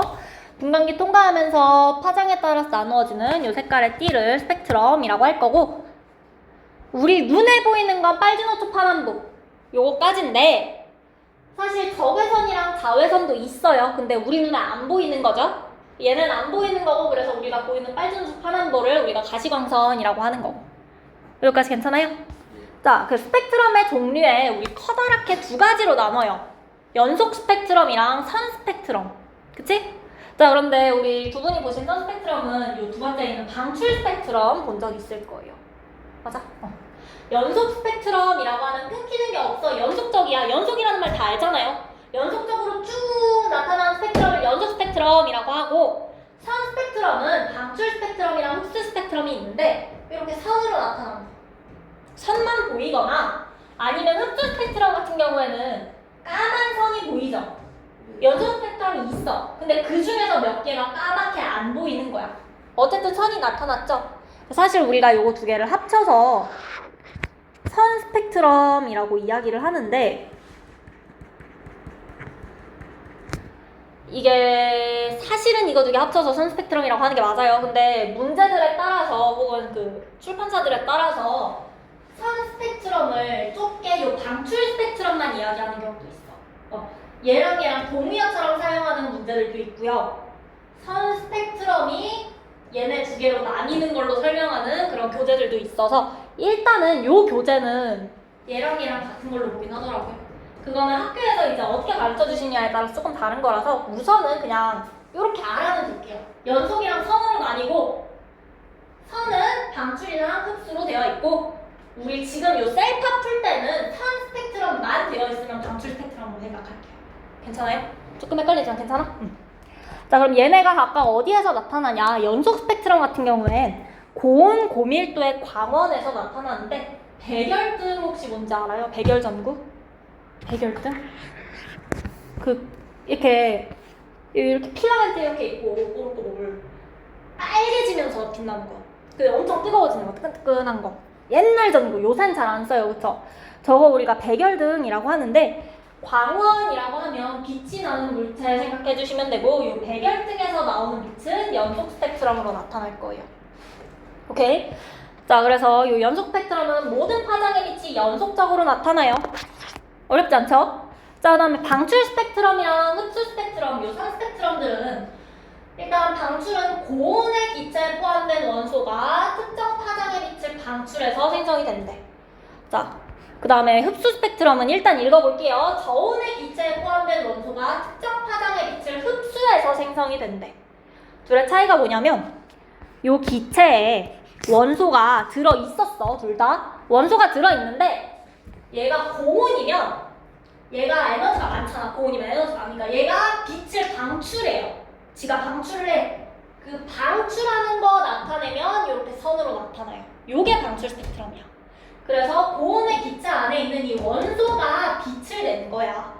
됐어? 자, 그런데 흡수 스펙트럼은 뭐냐면 이 저온의 기체 안에 원소가 들어있고요. 나는 연속 스펙트럼에 빛을 줬는데 이 저온의 기체들이 내가 좋아하는 요 파장의 빛을 흡수해. 그 빛들만 이렇게 가져간 거야. 그래서 그 부분만 까맣게 나타나요. 이게 흡수 스펙트럼이에요. 오케이? 그래서 얘 같은 경우는 이 원소가 지가 빛을 낸 거니까 까만 바탕에 색깔띠가 나타나는 거고 얘 같은 경우는 빛이 있었는데 저온의 원소가 그걸 가져간 거란 말이야. 그래서 연속 스펙트럼에 까만 띠가 나타날 거야. 괜찮아요? 오케이? 방출 스펙트럼이랑 흡수 스펙트럼이 어떤 조건에서 만들어지는지 알고 계셔야 돼요. 구분할 수 있겠어요? 됐어? 자, 그래서 방출 스펙트럼 보시면 특정 파장의 빛이 방출선으로 나타나는 이 색깔선 말하는 거고요. 이 스펙트럼을 방출 스펙트럼. 그 다음에 흡수 스펙트럼은 연속 스펙트럼이 있어. 여기에다가 특정 파장의 빛이 흡수선, 이 까만 선이 흡수선이에요. 흡수선으로 나타나는 스펙트럼을 흡수 스펙트럼이라고 한다. 됐을까요? 요거 3개 구분되시죠? 괜찮아? 자, 그래서 우리가 이걸 일단 요 3가지를 하고 이거 가지고 뭐 볼 거냐면 밑에 나와 있는 별빛 스펙트럼 관측 요것 좀 할 건데 자, 태양도 별이죠? 별이 뭐야? 지구별이야? 지구별이라고 표현하긴 하지만 별은 아니죠. 여기서 말하는 별은 뭐야? 스스로 빛을 내는 스스로 빛을 내는 거. 스스로 반짝반짝하는 애들 우리가 별이라고 할 거예요. 그쵸? 자, 이 별 같은 경우에는 별빛 자체는 연속 스펙트럼으로 나타났을 거야. 고온의 광원이야, 태양은. 맞아? 태양이 고온의 광원인데 태양이 있고요. 그 주변에 대기가 있을까요? 없을까요? 원소를 포함하고 있는 저온의 대기가 있단 말이야. 그러면 고온의 광원에서 빛이 나왔어. 연속 스펙트럼에 빛이 나왔는데 대기를 지나면서 어떻게 되겠어? 빛이 흡수될 거야. 맞아? 이거 지나면서 흡수되는 거야. 그래서 나타내니까 스펙트럼에 흡수선이 나타나더라 라는 거예요. 오케이? 이걸 우리가 관측할 수 있어요. 별빛을 분광기로 관찰하게 되면 흡수 스펙트럼이 나타나는 거고 이 이유는 이 별에서 나온 빛이 이 대기층을 통과하면서 대기를 구성하고 있는 이 원소들이 빛을 흡수했기 때문에 흡수선이 나타난다라는 거예요. 그럼 이걸 어떻게 쓸 수 있냐? 우리가 선 스펙트럼 가지고 불꽃 반응할 때 어떻게 했었어? 리튬하고 그 스트론튬하고 어떻게 구분할 수 있었어? 불꽃 반응 색깔은 같은데 뭐가 달랐어? 선 스펙트럼이 리튬계 따로 있고 스트론튬계 따로 있고 그거 안 변하고 그거 가지고 구분한다 했던 거 기억나요? 그것처럼 요 흡수 스펙트럼도요. 원소마다 다 다르게 나타나. 수소를 지날 때 흡수 스펙트럼이랑 그 다음에 뭐 헬륨을 지날 때 흡수 스펙트럼이랑 다 다른 거야. 그러면 이 흡수 스펙트럼을 분석을 했을 때 어떤 원소를 포함하고 있는지 우리가 분석할 수 있겠죠. 그 별의 대기에 뭐가 있는지 분석할 수 있다라는 거예요. 오케이? 그래서 이 스펙트럼을 우리가 실제로 관측을 해보면 일단 1번은 보면 원소마다 고유한 스펙트럼을 가지고 있고 우리가 스펙트럼 가지고 수소인지 뭐 탄소인지 산소인지 구분할 수 있고 그 다음에 선의 세기가 강할수록 원소의 밀도가 크다는 것을 의미한다. 선의 세기가 강하다라는 건 선이 진한 거예요. 내가 뒤에 쪽에서 다시 얘기해줄게. 그 다음에 원소의 선 스펙트럼을 분석해서 특정 원소가 얼마나 있는지까지 구분을 할 수 있는데 우리가 우주 전체에서 그래서 스펙트럼을 분석을 해봤어. 빛이 막 올 거야. 여기저기 별이 있으니까, 그치? 그 별이 있는데 근데 걔네가 중간중간에 원소들을 만났겠죠. 저 안에 원소들을 만나면 흡수당했을 거야. 맞아? 그래서 그 흡수선을 분석해본 결과 74% 정도의 수소랑 24% 정도의 헬륨이랑 2% 정도의 기타 물질로 이루어져 있다라는 걸 안 거예요. 오케이? 흡수선을 분석해보니까 수소랑 헬륨 있는 거 알겠고 다른 물질들도 있는데 선이 얼마나 진하게 나타나는지 봤더니 수소가 74% 정도, 헬륨은 24% 정도, 나머진 다 합쳐서 2% 정도였다는 거야. 그러면 우리 우주는요 수소랑 헬륨의 질량비가 어느 정도인 거야? 3대1. 약 3대1이다. 요 숫자는 아셔야 돼요. 이제 외워야 되는 숫자 나왔어요. 수소와 헬륨의 질량비가 약 3대1이다. 오케이? 요거를 우리가 스펙트럼 가지고 알아냈다는 거야. 자, 여기까지 괜찮아요? 자, 그러면 우리 위쪽에 작은 글씨 교과서별 자료 비상이 있는데 프라운호퍼라는 사람이 있어요. 이 사람 물리학자인데 스펙트럼을 연구를 했는데 이 사람이 발견한 게 요 흡수선이야. 태양빛을 봤는데 우리 사실 연속 스펙트럼 햇빛에서 나온다라고 배웠던 기억이 있죠? 그렇게 배우지 않았나? 안 배웠나? 사실은 햇빛이 태양빛이니까 사실은 흡수선이 있을 거야, 그치? 그래서 우리 지금 여기에 예시에 햇빛이 아니라 대결등만 써 있는 거예요.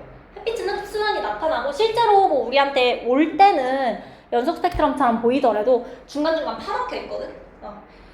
자, 그래서 요 태양의 스펙트럼에서 수많은 검은 선을 발견했고 그게 흡수선이었던 거고 그래서 우리가 요 흡수선을 프라운호퍼선이라고 부르거든요. 요게 가끔 문제에서 나올 수도 있어요. 프라운호퍼선이라는 단어가 나오면 처음 듣는 단어 아니고요. 요 별의 스펙트럼에서 나타나는 까만 흡수선들을 프라운호퍼선이라고도 한다. 요 단어 정도 기억하시면 돼요. 괜찮아?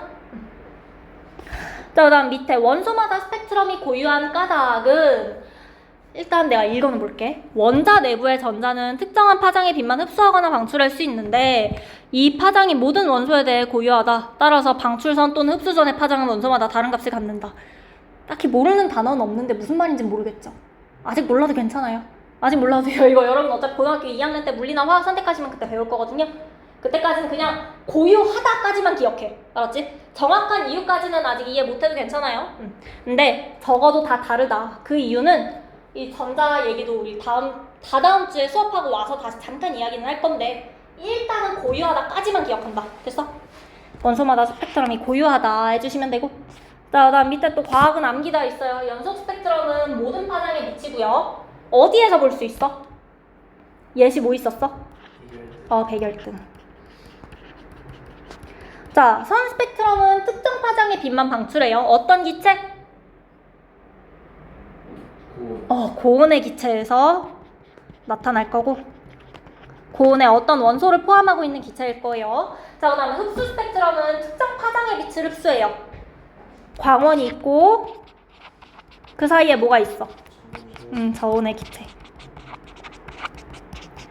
지나고 나서 오면 흡수 스펙트럼이 나타나더라. 됐죠? 자, 여기까지 해주시고 요 두 개는 다음 주에 할 건데 27쪽 한번 넘어가 보실래요? 분광기로 다양한 물질이 방출하는 스펙트럼 관찰하기 이야기 나와 있는데 분광기로 뭐 전등, TV, 모니터, 스마트폰, 태양 여러 가지 일단 관찰을 해봐라. 그 다음에 수소 기체 방전관을 고전압 발생 장치에 끼운 뒤에 이렇게 나오는 빛을, 그러니까 선 스펙트럼 관찰하라는 거예요. 이거는 선. 그 다음에 헬륨이랑 아르곤 기체도 이렇게 관찰을 해봐라 라는 건데, 자, 결과 및 정리를 보시면 기체 원소들은 선 스펙트럼으로 나타난다. 수소 기체, 헬륨 기체, 아르곤 기체 우리가 관찰해보면 고온의 기체 관찰을 하면 선 스펙트럼 나타날 거예요. 그 다음에 태양은 흡수 스펙트럼 나타나. 실제로 태양 빛 자체는 연속으로 나왔겠지만 대기를 지나면서 흡수되었을 거야. 그 다음에 LED 전등 같은 경우엔 연속 스펙트럼 나타나고요. 여러분 헷갈릴 수 있어요. 형광등은 선 스펙트럼 나타나요. 저 형광등 같은 게는 아니네. 형광등 같은 경우에는 연속 아니고 선 스펙트럼인데 이거 하나 그냥 일단 외워놓을게요. 자, 그래서 이렇게 수소, 헬륨, 아르곤 똑같아? 다르죠? 세 개 다 다르지, 맞아? 가끔가다 정말 우연의 일치로 겹치는 선이 있는 경우가 있어요. 다른 원소 사이에. 그럼에도 불구하고 얘네 전체 스펙트럼은 서로 다르기 때문에 우리가 원소를 구분하는 데 사용할 수 있어요. 됐을까요? 자, 그 다음에 옆에 같은 주제 다른 탐구 한번 보시면 베가와 알타이르 그리고 몇 가지 원소의 스펙트럼인데 베가랑 알타이르에 뭐 들어있는 것 같아? 잘 안 보이네. 너는 책으로 보시면 뭐 들어있는 것 같아? 헬륨 들어있는 것 같아. 그리고 수소. 산소는? 없는 것 같아. 탄소는? 없는 것 같아. 보이세요? 지금 그래서 선을 그어보면 이 선 수소에 있는 선이고 그 다음에 이 선은 헬륨에 있는 거고 여기 좀 자잘한 것들 헬륨에 있는 거고 맞아? 이런 거 비교해서 우리가 베가랑 알타이르의 주 구성 성분을 알 수 있다라는 거야. 그리고 선이 연하다, 선의 세기가 강하다는 이런 거 생각해 주시면 돼요. 지금 수소에 해당하는 선들이 좀 진한 거고요. 수소가 좀 더 많다라는 거죠. 이게 선의 세기가 강하다라고 표현한 거야. 선이 진하다, 선이 뚜렷하고 명확하다라고 설명하시면 돼요. 됐어요? 자, 그럼 밑에 문제 한번 볼게요. 가나다는 햇빛, 백열등, 형광등의 스펙트럼이래. 자, 어떤 게 햇빛일까? 다가 햇빛이에요. 헷갈리시면 안 돼요. 그 다음에 백열등은 가. 형광등은 나. 자, 기억. 가는 연속 스펙트럼이다. 맞아요. 나는 저온의 기체에서 빛을 흡수한 흡수 스펙트럼이 나타난다. 선 스펙트럼, 방출 스펙트럼이죠. 달을 분석해서 태양의 구성원소 알 수 있다. 맞아요. 그래서 기억, 디귿 골라주시면 되고 다음 옆에 2번 문제. 스펙트럼에 대한 설명으로 옳은 것을 모두 고르시오. 흡수선은 주로 고온의 기체에서 잘 나타난다. 흡수선. 맞아요. 흡수선? 틀려요. 흡수선은 저온의 기체를 지날 때. 자, 다음 원소의 종류에 따라서 방출선의 위치가 모두 다르게 나타난다. 맞아요. 맞아요. 태양을 간이 분광기로 관찰하면 연속 스펙트럼이 나타난다. 뭘로 바꿔야 돼? 흡수. 자, 다음 원소의 종류가 같더라도 방출선의 파장과 흡수선의 파장은 서로 다르다. 틀려요. 우리 아직 이 이야기 안 하고 왔는데 원소의 종류가 같으면 이 방출선, 색깔띠들이랑 흡수되는 흡수선이랑 똑같아. 자, 그 다음에 우주 전역에서 관측된 천체의 스펙트럼을 분석하여 우주의 주요 구성원소가 수소와 헬륨임을 알 수 있다. 그리고 질량비가 몇 대 몇이다? 3대. 질량비 3대 1이다. 2번이랑 5번 골라주시면 되고요. 자, 그 다음에 다음 페이지에 필수 자료들의 스펙트럼까지 볼게요. 자, 기억은 무슨 스펙트럼이야? 연속. 니은은 요 까만 선. 세 글자로 무슨 선? 흡수선. 자, 그 다음에 무슨 정도에서 방출되는 빛이 연속 스펙트럼이죠? 무슨 등? 백열등. 백열등, 백열전구 같은 말이에요. 자, 그 다음 다에서 관찰된 검은색 선은 뭐에 의해서 특정한 파장의 빛이 흡수돼? 기체. 기체. 자, 다음 빈칸에 알맞은 말을 쓰세요. 1번 분광기를 통해서 빛을 관찰하면 빛이 파장에 따라 나누어지는데 이를 뭐라고 한다? 스펙트럼. 방출선은 어떤 기체? 고온의 기체. 포함된 원소가 특정 파장의 빛을 방출할 때 만들어지고요. 자, 그다음 별빛 스펙트럼에서 관찰되는 검은색의 흡수선은 빛이 별의 뭐를 통과하는 동안일까? 대기.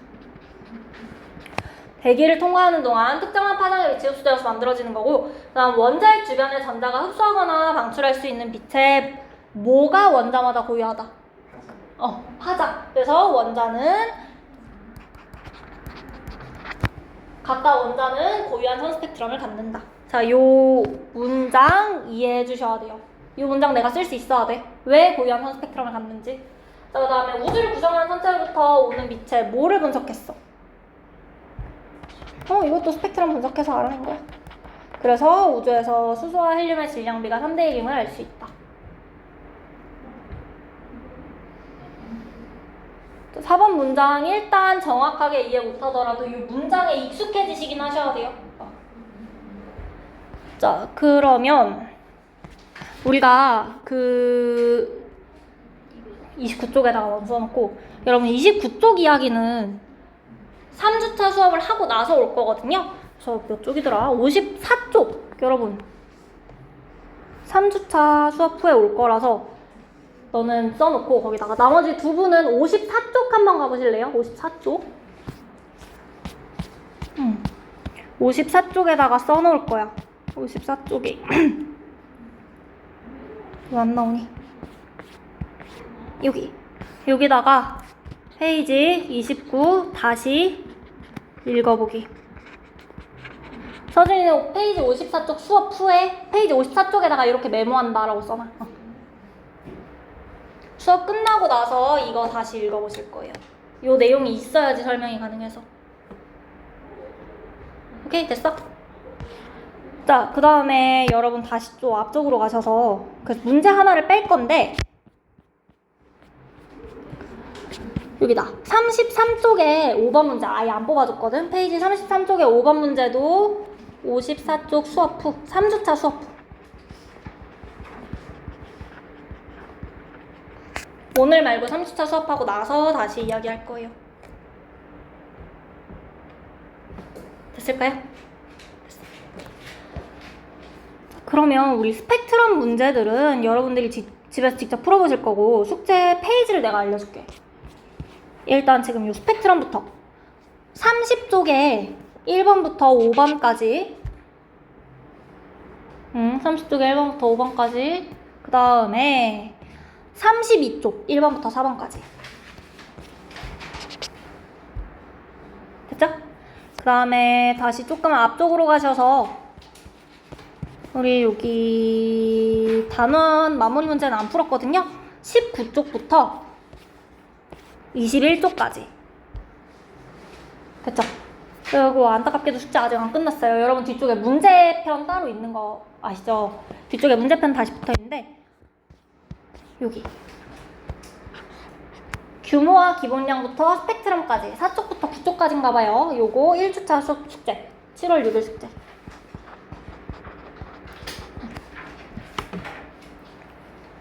여러분 카톡으로도 단톡으로도 내가 다시 보내드리긴 할 거거든요. 어머니랑 같이 묶여있는 카톡으로, 맞다, 그 얘기를 안 했네.